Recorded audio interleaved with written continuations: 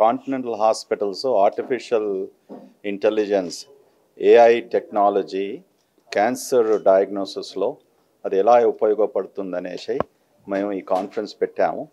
ఈరోజు continental hospitals ఎన్నో ప్రఖ్యాతిగాంచిన institutions ప్రపంచంలో ఎంఐటి, హార్వర్డు, మరి మేయో క్లినిక్, మరి నెదర్లాండ్స్, ఈ దేశాల నుంచి ఈ సంస్థల నుంచి ఎవరైతే ఈ ఇన్వెంట్ చేశారో ఈ ఆర్టిఫిషియల్ ఇంటెలిజెన్స్ టెక్నాలజీస్ మాతో వాళ్ళు ఒప్పందం పెట్టుకొని మాకు ఈ టెక్నాలజీస్ ఇచ్చినప్పటికీ మేము గౌరవంగా ఈ హాస్పిటల్లో ఇంప్లిమెంట్ చేశాము.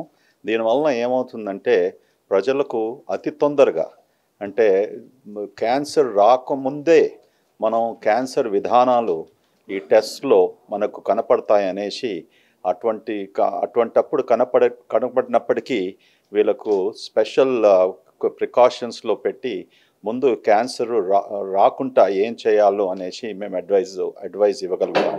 సో ఇది కేవలం ఒక క్యాన్సరే కాకుండా మల్టిపుల్ క్యాన్సర్స్లో మొదటిసారిగా భారతదేశంలోనే ఒక్క హాస్పిటల్ ఇది చేపట్టిందని మేము అందరికీ ఇవాళ తెలియపరిచాము. దాని గురించి మేము చాలా గౌరవిస్తున్నాము.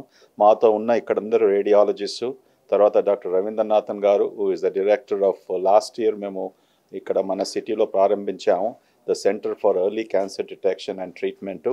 దానితో ఆ జెనెటిక్స్ టెస్ట్తో లిక్విడ్ బయాప్సిస్తో ఈరోజు వందలాది మంది పేషెంట్స్కు ఆ లిక్విడ్ బయాప్సిస్ కూడా ఉపయోగపడింది.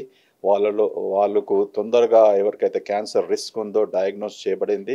దాంతో మళ్ళీ ఈరోజు ఆర్టిఫిషియల్ ఇంటెలిజెన్స్ ఇమేజింగ్ టెక్నాలజీస్ రెండు కలిపితే కూడా మనం ఎంత తీవ్రంగా ఈ బ్రెస్ట్, లంగ్, మరి ప్యాంక్రియాటిక్ క్యాన్సర్స్ మనం డయాగ్నోస్ చేయగలుగుతాము అనే టెక్నాలజీస్ ఇక్కడ మేము పెట్టాము. ఇది పేషెంట్స్కు ఎక్కువగా ఏం కాస్ట్ కాకుండా మేము ఈ టెస్ట్లు జరుపుతున్నాము. ఆల్రెడీ బ్రెస్ట్ క్యాన్సర్లో 1500 పేషెంట్స్కు లాస్ట్ ఫ్యూ మంత్స్లో మేము చేయగలిగాము. అందులో సుమారుగా 4 to 5% అది పేషెంట్స్కు హై రిస్క్ పేషెంట్స్గా క్లాసిఫై చేశాము. కొంతమంది క్యాన్సర్స్ కూడా కనుక్కున్నాము. సో మేము ఇది ఒక గౌరవపూర్వకమైన విషయము. మొదటిసారిగా భారతదేశంలో కాంటినెంటల్ హాస్పిటల్ ఈ పెద్ద ఇన్స్టిట్యూట్స్తో ఒప్పందం పెట్టుకొని మేము ఇది ప్రారంభించాము.